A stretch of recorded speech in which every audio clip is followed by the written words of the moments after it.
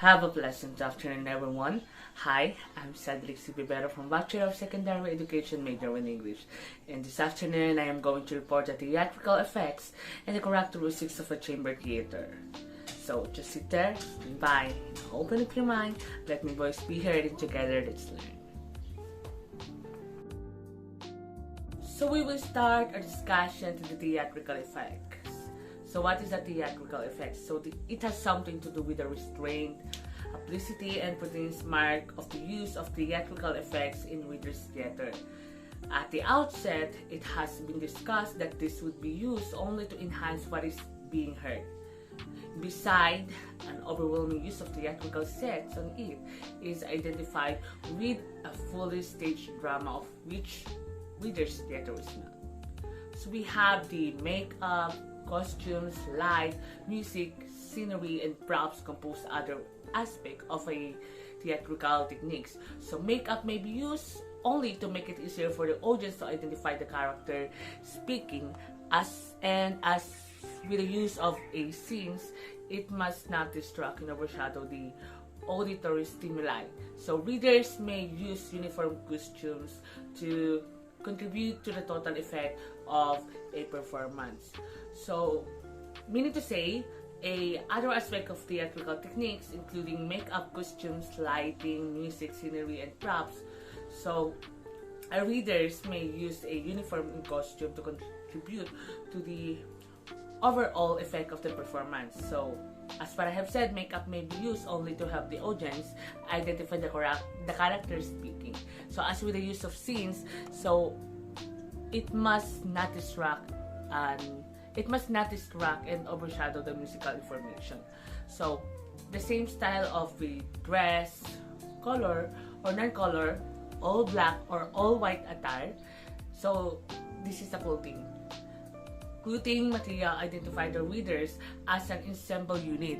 In addition, sameness in attire strengthens the emotional and psychological impact of the character speaking. So, meaning to say, uniform costumes also allow the single reader to assume several roles or characters simply with the addition of a hat, an apron, a cape, or a crown to emphasize a shift in character or role. We have also here the platform. So the platform must always be lighted. Spot area or color lights may be used to heighten the mood in an accompanying passage so that the creation of the scene in the minds of the audience is facilitated. The same is true with the musical effects, since there is a very little visual stimuli. Musical accompaniment in the background appropriate for the mode and feeling projected may be used. So the system must always be illuminated for the place in the area, or the color lights may be used to heighten the ambience in an accompanying passage, that is allowing the audience to create the scene in their minds. The same can be said for the musical effects, as what I have said a while ago, because there are a few visual cues and musical accompaniment in the background that is relevant for the emotion and sensation anticipated that is used. So, again, a music must not overshadow the lines spoken.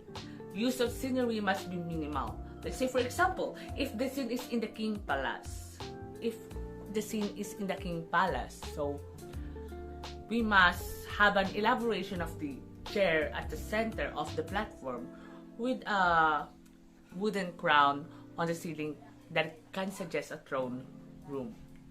So we also have here the stage set. So it may consist of several elevated platforms, chairs, stools, boxes, or even ladders for readers to sit on, including lecterns and tables for placing scripts.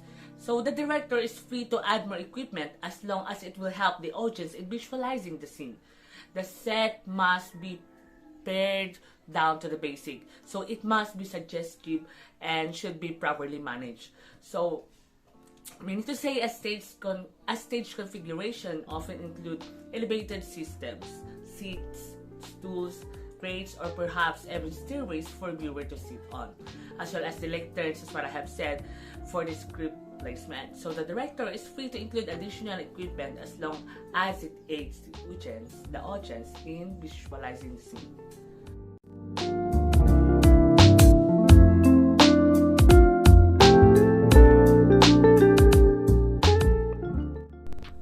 Alright, so we are now done to the theatrical effects. So let's take a move on and tackle about the time limit.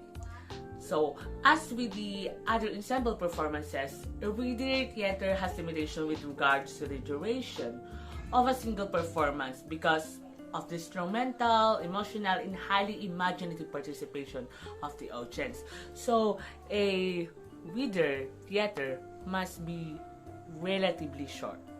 So, a 45-minute to a 1.5-hour performance with intermission may be reasonable enough.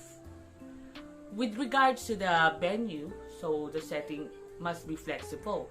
The whole ensemble may perform in the faculty or student lounge, the library, or in the theater, but whatever the choice, maybe the place must be cozy enough and easy for the readers and the audience to establish a close relationship and a strong imaginative participation.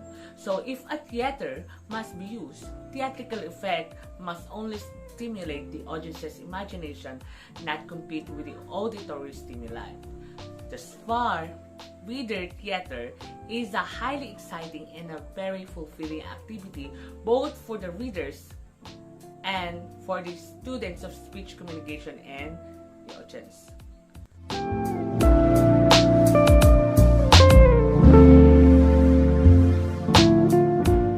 Now that we already know what are the theatrical effects and the time limit of our reader theater, so we must now take a move on and tackle about the characteristic of chamber theater.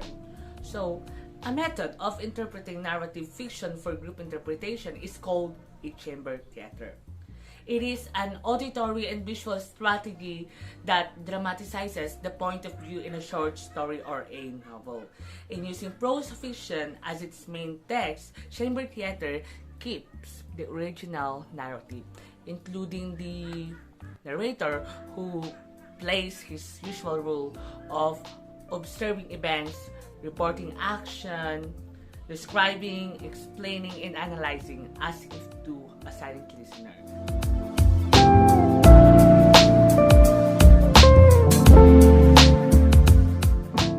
So furthermore, a chamber theater uses the past tense, which is characteristic of the literary genre. So since nothing is changed, so in the text, the indirect discourse predominantly present in prose is spoken aloud as if it were direct discourse. So the narrative parts retain, the narrator moves freely between the audiences and the scenes as he says the indirect statement in conversation with the audience and locate his scenes on stage with the other actors, as opposed to reader's theater, which locate most of its scenes on stage.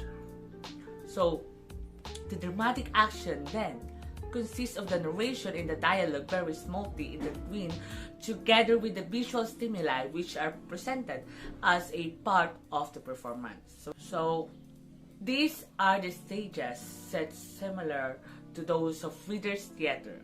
So we have a stool, a chair, a table, elevated step, costumes, makeup, lighting, music, and as in reader's theater. So these visual stimuli are for the most part suggestive and symbolic use only to enhance or heighten a spoken line or a series of passages and presented in a very restrained manner.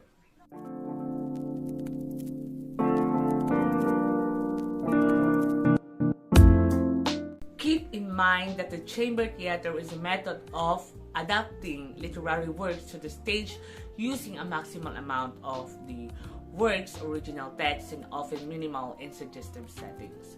In chamber theater, narration is included in the performed text and the narrator might be played by multiple actors. An essential characteristic of chamber music results from the limited size of the performing group employed. So, meaning to say, it is intimate music suited to the expression of a subtle and refined musical ideas. Always remember that the set and the theatrical effect help show where and when the story of a play takes place, while also conveying meaning to the audience. So, a theatrical production's effects design defines its overall atmosphere and its effectiveness at telling a story. It's a critical component of the narrative and influences the audience's perception of the play.